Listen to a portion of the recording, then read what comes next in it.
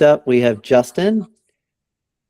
Fortunately for Justin, Sam, despite some little audio foibles, is a fresh reader. Yay. So we want to take advantage of that and have Sam do the retelling. And you guys, Kim and Ariel and me, we're going to listen to this retelling, and we're sort of going to try to look at our memories versus Sam's memories. So we know the story better than Sam, and we're taking advantage of that to figure out how this revision changed the way the story was gotten. Is that the right word? All right.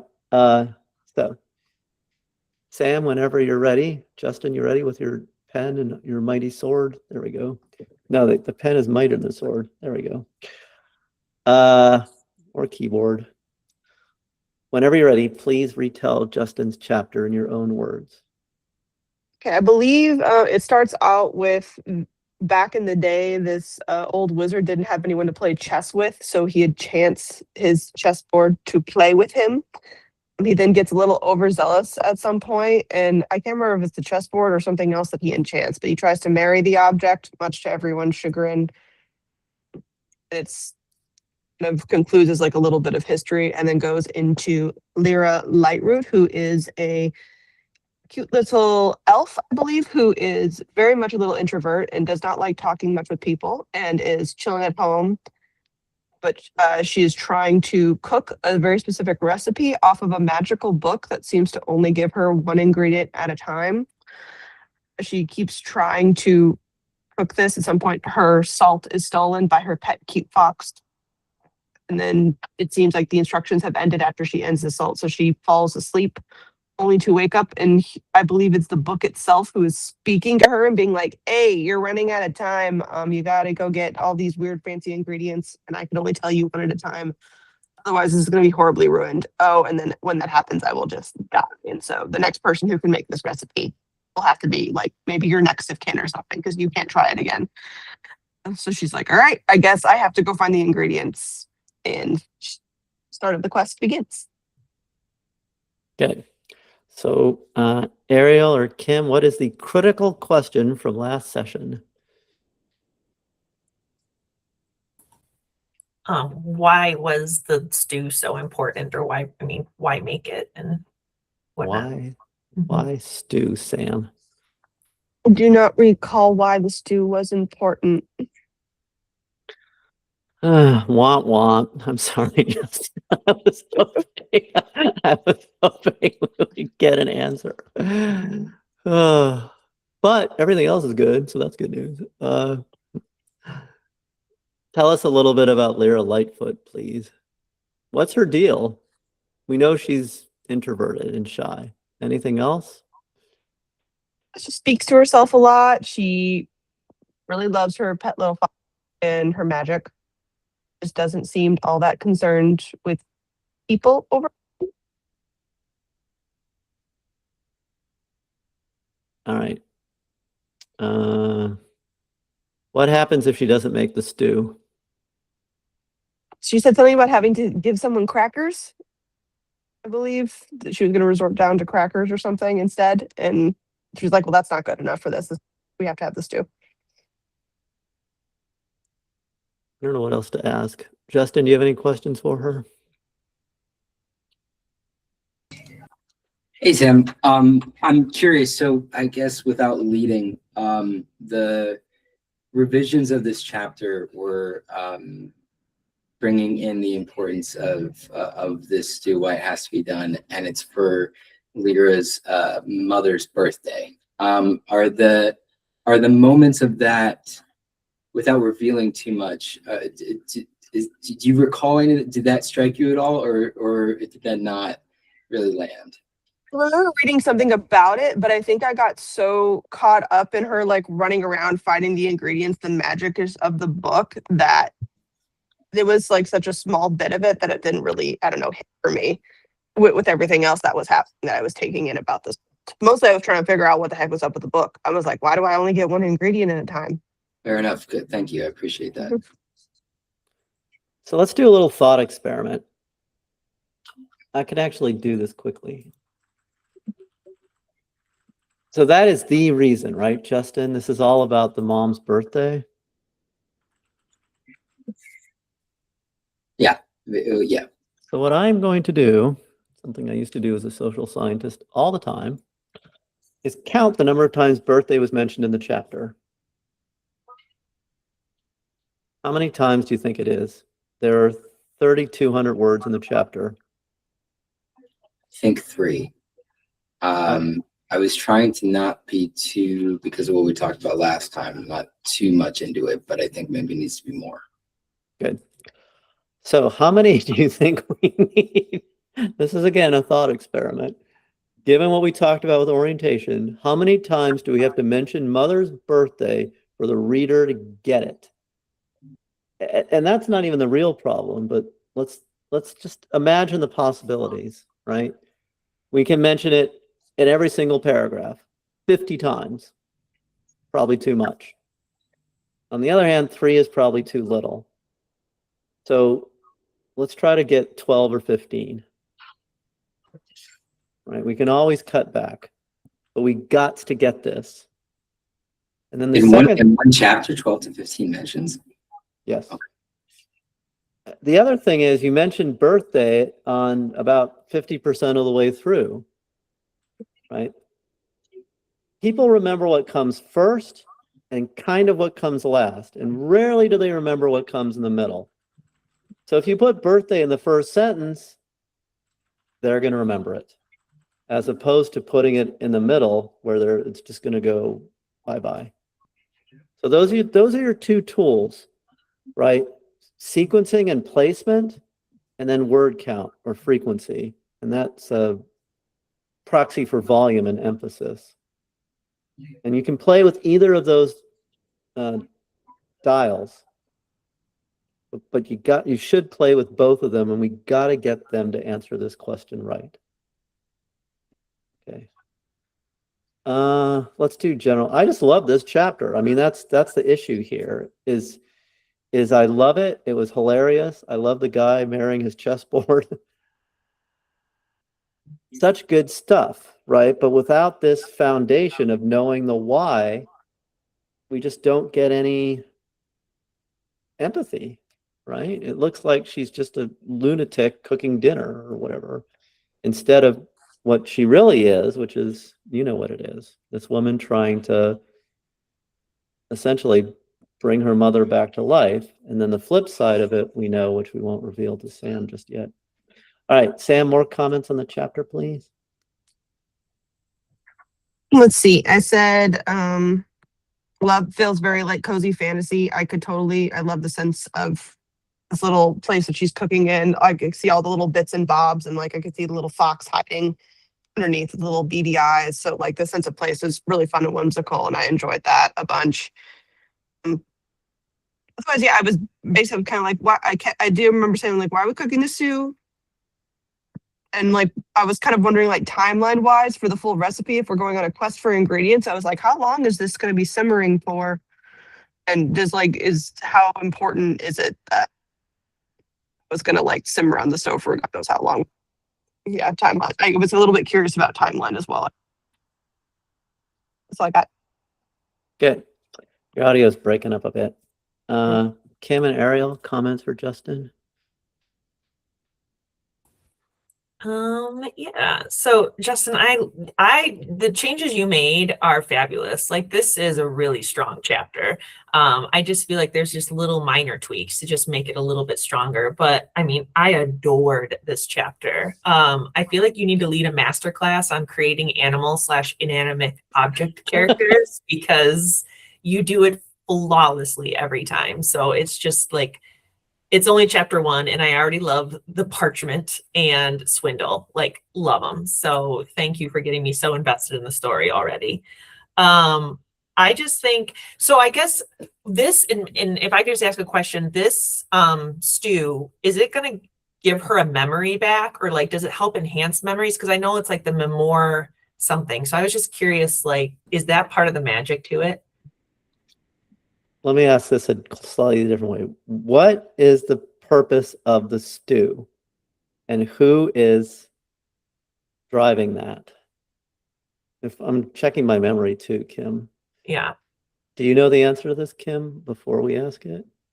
Well, Okay. I know it's for mom, but I didn't know if it was just in honor of mom or if this is going to help trigger a memory. Justin, you want to answer that?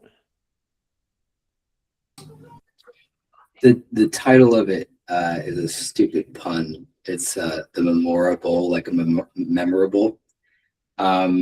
It's a stew that triggers memories in a very intense way, like in a trippy kind of way. Okay. And I just think, because I feel like this chapter is one of those chapters that when you're reading it, you're like, oh, it's sweet. She's making a stew for his mom. And then as you go into the story, it starts to hit harder and harder because you're realizing like why this is. So it's almost like when you read the whole book, you go back and read chapter 1 and there's a whole other emotional gut punch to it. And I just feel like there's ways to not completely reveal the ending by any means, but hinting that the memories maybe are what she's after. And I know that's a tricky thing to juggle, but I think maybe tiny, tiny hints of that is what we're missing, is that wanting that memory back. But yeah, it's hard because you don't want to reveal, like you want that emotional gut punch to come later. But I also feel like that little tiny more insight would help with them understanding the stew. That's really all the critiques I have. This chapter, it was lovely. So. Ariel, thank you, Kim. Do you remember anything else about the purpose of the stew? I'm remembering something. I just want to see if I'm wrong. I haven't been here for a while, so I actually haven't. Right. I think it was a while ago that I read something about this, but it was a while ago. So the way I remember it was that the mother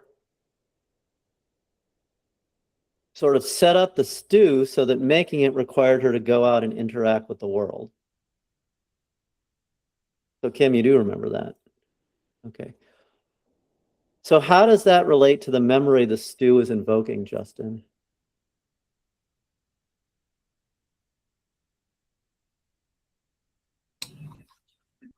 I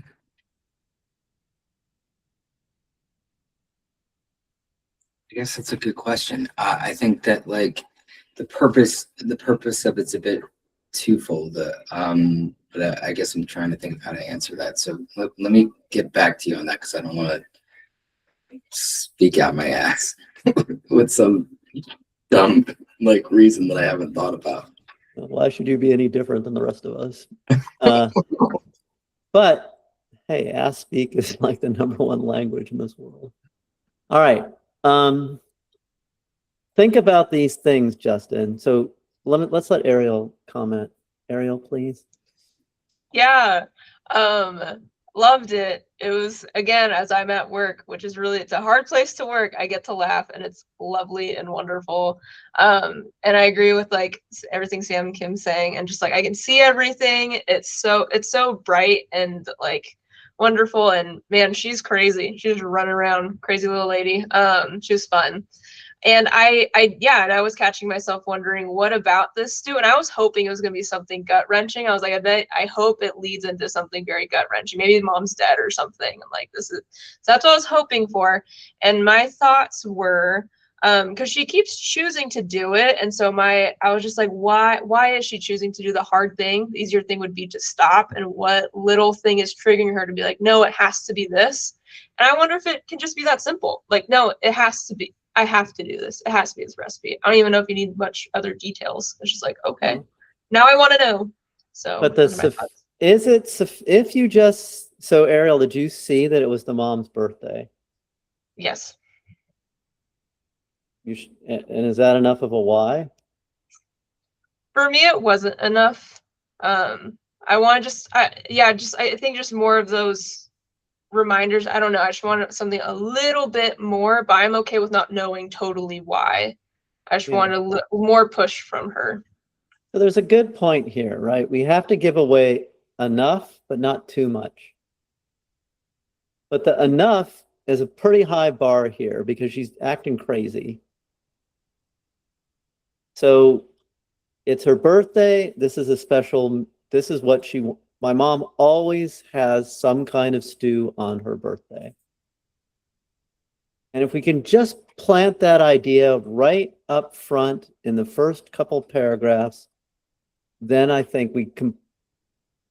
It's not that we transform the story, it's that we breathe motivation into it. We breathe stakes into it. So then the poignancy at the end becomes that much more poignant, right? And it lands with that much more impact, as opposed to just, I can't find a good analogy, but it's driving, then you get to the destination. But you have to know why you're driving to that destination to make the trip meaningful, right? Talk about Las Vegas. My dad was a compulsive gambler. I'm not giving too much away, right? I've got to get to Las Vegas. I've got to go this weekend. I've got to get there. And then we're in the car. We used to drive. And it's like, don't stop for gas. Don't stop for food, right? Just keep on going, right? But without that insight into why he wanted to get there, he just, I mean, granted, but it was just a little bit of an exercise in futility, right? Once you get this explanation for that character's motivation, then everything makes sense to the reader. And then you can deliver the twist, just like we talked about. Everything makes sense, and then the twist reinforces that. So that's what we're going for. So why don't we did have a question. Go ahead, Eric. I had a question. I don't know if you guys talked about this the previous weeks. And I'm just being kind of annoying. Are we still having the festival, Justin, be the binding agent for the stories, or is that different now? That's a different story. Okay. This is Lara Yeah. Lightfoot's story. We're trying to figure out Okay. how we're tying everything together right now. Got it. Sam, I don't know how to describe this project to you coming right in the middle of it. It's something, but some other time we'll talk about it. But look at what you have. You have this gem of a little short story here, an absolute gem. It is hilarious, right? The world building is phenomenal. The characters are investable, except for that one little piece, which is we have no idea why she is possessed with making this stew. I mean, Ariel realized it was her birthday and still didn't get enough motivation for making the stew. So let's just, okay, please do some kind of horrible grafting surgery and just stick a paragraph somewhere near the beginning that talks about the fact it's her mom's birthday and this is maybe her favorite meal or something else that then leads us into all of her actions. And then you're going to see I will bring in another new person next time. Thank you, Sam. You didn't quite give me the answer I was hoping for, or Justin, I hope. So we'll bring in maybe another new person, try, and then get a fresh read on this. Thoughts, Justin? Yeah, no, I mean, the reason why I wanted to resubmit my revised version of this chapter instead of the second one was because I know Ariel will be coming back, and Sam, your new eyes as well. So I really appreciate this.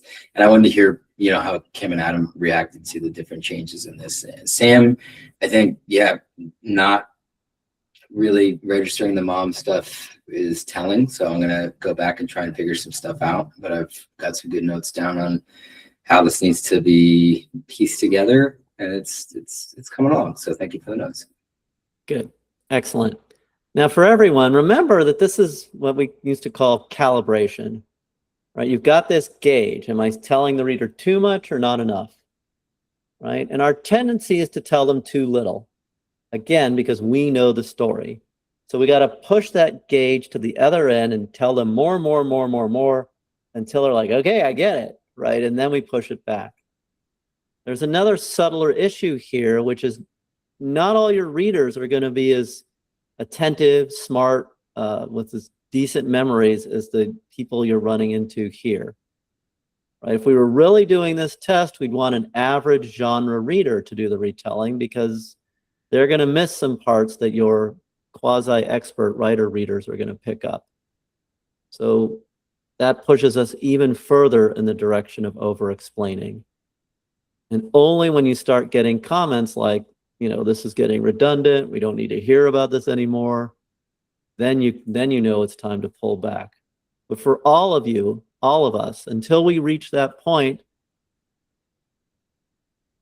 you know, keep adding that context in there. Okay. All right. Well, thank you all. And Justin, this is great. Okay. It is a great piece of writing. Hilarious, engaging, all those good things.